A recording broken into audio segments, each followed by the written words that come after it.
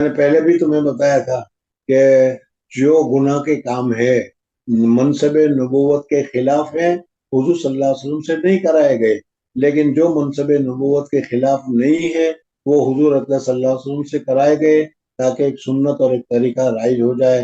حضور صلی اللہ علیہ وسلم کی آنکھ لگ گئی، نماز قضا ہو گئی، نماز میں بھول گئے وغیرہ، یہ چیزیں صحابہ کرام رضوان اللہ تعالی اجمعین نے کہا کہ یا رسول اللہ صلی اللہ علیہ وسلم، جو چیزیں منصب نبوت کے خلاف ہے وہ اگر نہیں کی جائے گی تو کل کو کہنے کا موقع ملے گا کہ حضور صلی اللہ علیہ وسلم کے زمانے میں تو اس کے اوپر عمل ہوا نہیں، اب کیوں عمل کر رہے ہو؟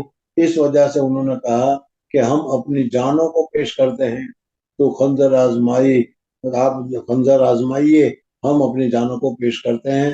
ہم اس کا لہٰذا صحابہ کرام رضوان اللہ تعالی علیہ مجمعین سے کیا ہے، زنا کا بھی صدور ہو گیا، صحابہ کرام رضوان اللہ تعالی علیہ سے شراب پینا وغیرہ بھی ہو گیا، اور یہ چیزیں ہوتی رہی اور صحابہ نے قبول کر لیا۔ اسی وجہ سے صحابہ کے زنا کرنے پر، شراب پینے پر ہم لوگ میں جس طریقے سے یہ کام ہوتا ہے اور اس کو معمولی سمجھتے ہیں، اس طرح نہیں سمجھنا چاہیے تھا، بلکہ انہوں نے کیا، لیکن کرنے کے بعد پھر ایسی پکی توبہ کی، ایسی پکی توبہ کی کہ ایسی پکی توبہ ہم سے نہیں ہو سکتی۔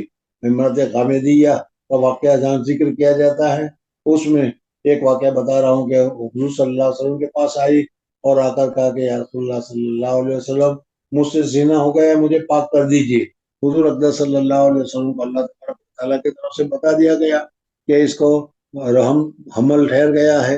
اس وجہ حضور صلی اللہ علیہ وسلم نے فرمایا کہ ابھی نہیں، حمل پورا، حمل بچہ پیدا ہو گیا اس وقت آنا، وضع حمل ہو جائے اس وقت آنا۔ چنانچہ وضع حمل ہو گیا اور وہ بچے کو لے کر آئی۔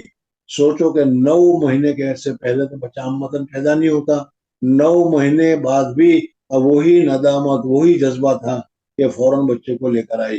حضور صلی اللہ علیہ وسلم نے کہا کہ اگر ابھی تمہارے پاس سزا طاری کی گئی تو بچے کا کیا ہوگا؟ اس بچے کی پرورش کرو اور جو دودھ وغیرہ سے فارغ ہو جائے اس وقت آنا۔ چنانچہ 2 سال تک دودھ پلایا جاتا ہے۔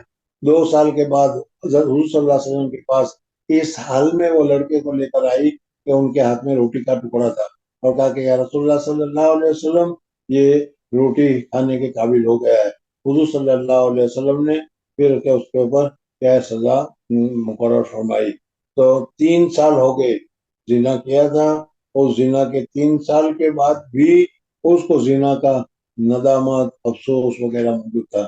بہرحال اس وجہ سے ان حضرات کو ان چیزوں کی وجہ سے شرمندہ نہیں کرنا چاہیے۔ جی فأتى النبي صلى الله عليه وسلم فأخبره فأنزل الله عز وجل أقم الصلاة طرفي النهار وزلفا من الليل إن الحسنات يذهبن السيئات۔ بات یہ چل رہی تھی کہ حضور اقدس صلی اللہ علیہ وسلم کے زمانے میں ایک صحابی تھے، وہ ان کے یہاں تو نہیں ہے لیکن دوسری حدیث میں ایک گروسری کا دکان چلایا کرتے ہوں گے، کوئی عورت آئی اور آ کر انہوں نے کھجور لینے کے لیے آئی۔ انہوں نے دیکھا انسان تھے، انسان ہونے کی وجہ سے ان کو ذرا اچھی لگی، تو کہا کہ ذرا کمرے کے اندر جا کر دیکھو، وہاں بہت اچھی کھجور رکھی ہوئی ہے۔ وہ عورت سمجھ گئی کہ ہوگی اچھی کھجور، اندر چلی گئی، وہ اعتماد کے ساتھ، بھرو کے ساتھ۔ یہ آدمی جو، یہ صحابی جو تھے، وہ ان کے پیچھے چلے گئے اور جا کر انہوں نے عورت کو باہوں میں جکڑ لیا اور بوسہ دے دیا۔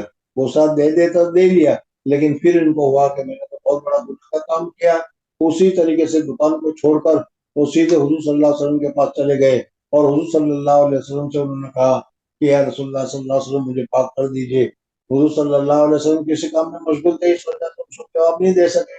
نماز کا وقت آ گیا، نماز پڑھ لی۔ نماز پڑھنے کے بعد پھر انہوں نے کہا کہ یا رسول اللہ صلی اللہ علیہ وسلم، مجھے پاک کر دیجئے۔ حضور صلی اللہ علیہ وسلم نے پوچھا کیا ہوا، کس طریقے سے ہوا؟ تو حضور صلی اللہ علیہ وسلم نے سمجھا کہ اس نے نامحرم عورت کو بوسہ دیا ہے، اور اس بوسے کو وہ بہت بڑا گناہ سمجھا، حالانکہ یہ بہت بڑا گناہ نہیں ہے، اور یہ گناہ صغیرہ ہے، اور نماز پڑھنے کی وجہ سے گناہ معاف ہو جاتا ہے، اس کا گناہ معاف ہو گیا۔ ان الحسنات یذہبن السیئات، ذکر کیا گیا۔ جی